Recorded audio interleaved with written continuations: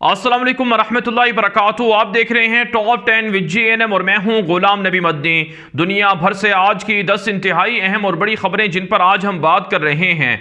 नाज़रीन किराम, आज 26 मार्च 2020 है। खबरों का सिलसिला आगे बढ़ाने से पहले आपसे गुजारिश है कि अगर आपने अभी तक हमारा दूसरा YouTube channel Ghulam Nabi Madani subscribe नहीं किया तो उसे ज़रूर सब्सक्राइब कर लें। दुनिया भर की लेटेस्ट अपडेट आप उस चैनल पर देख सकते हैं।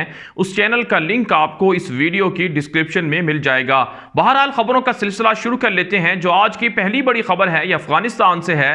अफगानिस्तान के अंदर तालिबान और अमेरिका के दरमियान जो अमन मुआहिदा हुआ था उसको आगे बढ़ाने के लिए बाकायदा कल एक वीडियो लिंक के जरिए से अफगानिस्तान की गवर्नमेंट, अमेरिका और तालिबान के मबैन मुज़ाकरात हुए हैं, जिसमें अफगान गवर्नमेंट ने तालिबान के 5000 कैदियों को 31 मार्च तक रिहा करने का ऐलान किया है।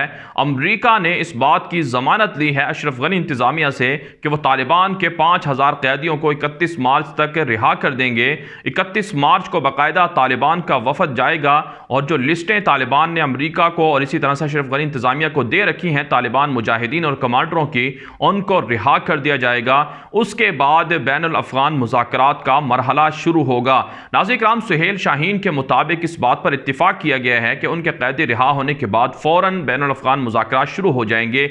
लेकिन नाज़रीन किराम, हमें खदशा है, जैसा कि हम आपको पहले भी बताते आए हैं, कि हो सकता है अशरफ गनी इंतजामिया या अमेरिका जानबूझकर तालिबान कैदियों को रिहा ना करवाएं। अगर ऐसा हुआ तो फिर तालिबान ने 1 अप्रैल को तालिबान ने काबुल पर चढ़ाई का ऐलान कर रखा है कि 1 अप्रैल को काबुल की तरफ तालिबान के मुजाहिदीन और कमांडर पेश कदमी शुरू कर देंगे। यूं अशरफ गनी इंतजामिया को ताकत के बलबोते पर, जिहाद के बलबोते पर इख्तिदार से अलग कर दिया जाएगा। दूसरी जानिब अफगानिस्तान के अंदर जो अशरफ गनी इंतजामिया है और इसी तरह से अब्दुल्ला ने जो अपने आप को सदर होने का दावा कर रखा है, इनकी जानिब से भी बाकायदा 20 रुकनी बैनुल अफ़गान मुज़ाकरात के लिए जो टीम है उसका भी ऐलान कर दिया गया है।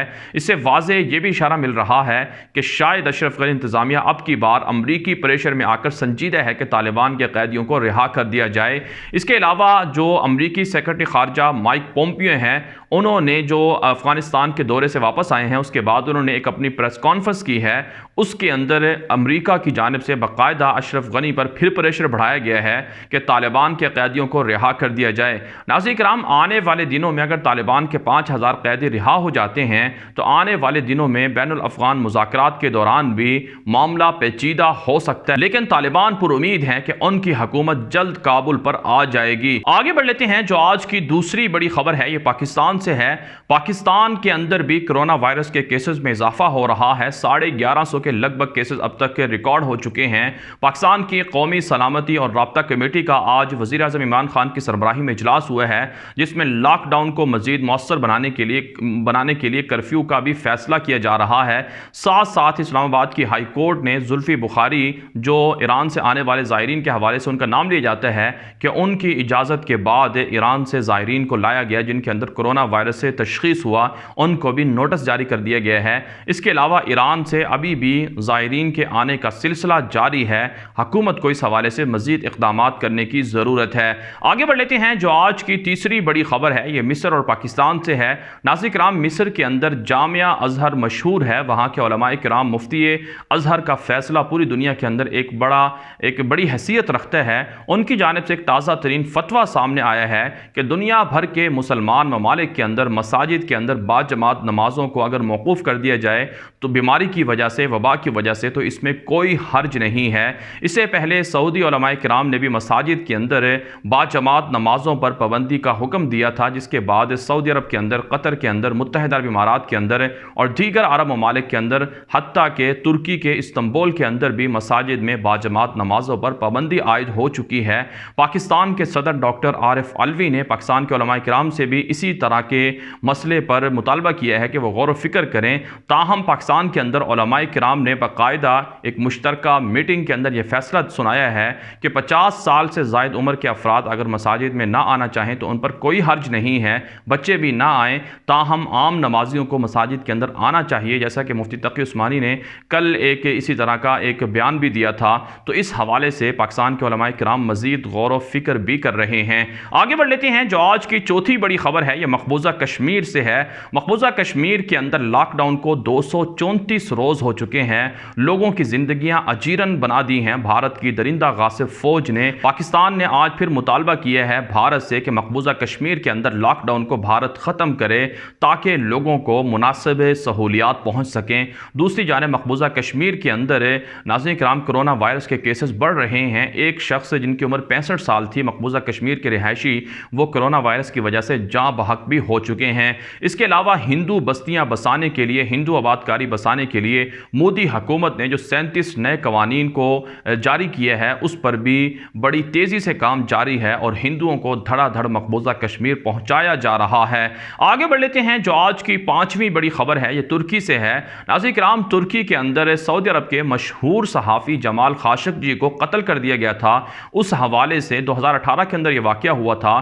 ترکی کے اندر جن لوگوں نے, جو 20 مجرم تھے جو سعودی عرب کے, جن میں سعودی ولی عہد محمد بن سلمان کے قریبی ساتھی سعود القحطانی اور احمد اسیری جیسے لوگ بھی تھے, ان کو مجرم قرار دے دیا ہے. ترکی کی جو اس حوالے سے کیس کی تفتیش کرنے والے جو کمیٹی تھی اس نے باقاعدہ ان کو مجرم قرار دیا ہے اور سعودی عرب کے 20 کے قریب شہریوں کے خلاف مقدمہ چلانے کا اعلان بھی کر دیا ہے. اگرچہ سعودی عرب کے 20 شہری وہ ترکی کے پاس نہیں ہیں, سعودی عرب کے اندر موجود ہیں. ان میں سے چند کو جو سعودی ولی عہد کے انتہائی قریب تھے ان کو رہا بھی کر دیا گیا تھا, لیکن ترکی کی جانب سے باقاعدہ اب ان کے خلاف سزائیں ان کو سنائی جائیں گی اور جس کے بعد عالمی عدالت سے بھی رجوع کیا جا سکتا ہے.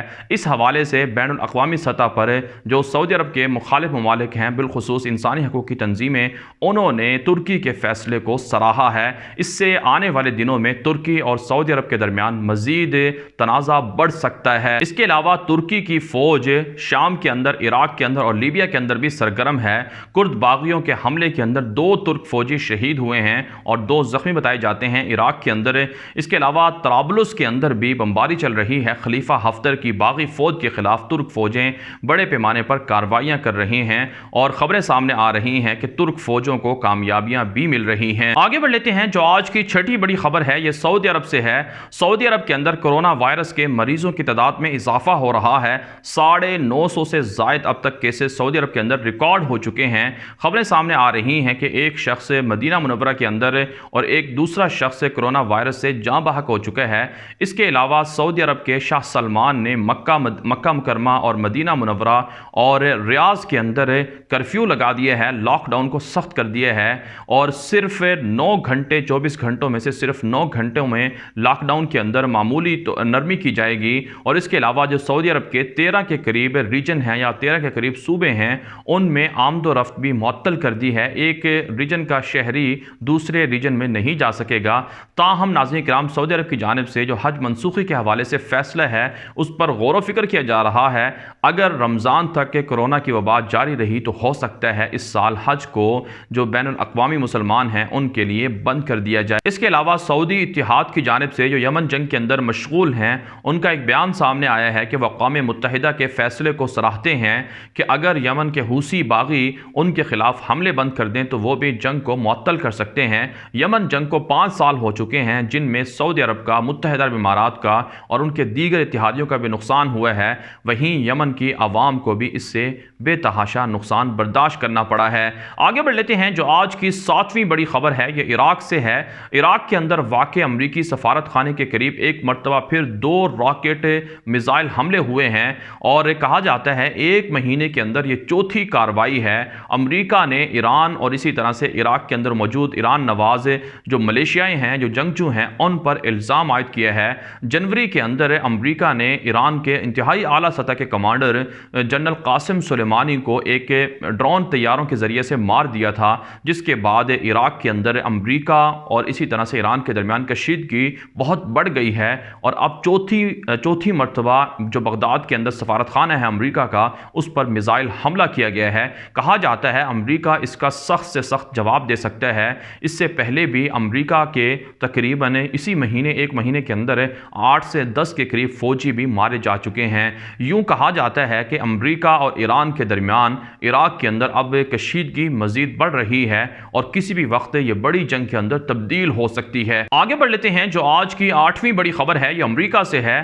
امریکہ کے خفیہ ادارے کے ایک جاسوس تھے جن کو ایران کے اندر کہا جاتا ہے اغوا کیا گیا تھا 2007 کے اندر، اور وہ 2007 سے لاپتہ تھے، اور بعد میں ایران نے اس بات کا اعتراف کیا تھا کہ امریکہ کے خفیہ ادارے کے جاسوس ان کی تحویل میں ہیں۔ آج خبریں سامنے آ رہی ہیں کہ ان کے اہل خانہ نے اس بات کا اعتراف کر لیا ہے کہ ایران کے اندر موجود امریکی جاسوس کو قتل کر دیا گیا ہے، وہ ہلاک ہو گئے ہیں۔ تاہم امریکی صدر ڈونلڈ ٹرمپ نے ان خبروں کو مسترد کیا ہے۔ امریکی صدر کی جانب سے ایران کو وارننگ دی گئی ہے کہ اگر ان کے اس جاسوس کو یا ان کے CIA کے اعلیٰ سطح کے جو اہلکار ہیں ان کو اگر پھانسی دی گئی یا موت ان کی واقع ہوئی تو اس کا سخت جواب دیا جائے گا۔ دوسری جانب ناظرین کرام، امریکہ کے اندر چونکہ کرونا وائرس کے خدشات بڑھ رہے ہیں، اب تک کی اطلاعات کے مطابق 65,000 سے زائد امریکی کرونا وائرس کے اندر مبتلا ہو چکے ہیں۔ باقاعدہ پینٹاگون کے ماتحت جو امریکہ کی فوج ہے اس کے اندر بھی کرونا وائرس سے تشخیص ہو چکا ہے، جس کے بعد امریکی محکمہ پینٹاگون نے دنیا بھر کے اندر 9 لاکھ سے زائد امریکی فوجوں کی نقل و حرکت پر پابندی عائد کر دی ہے۔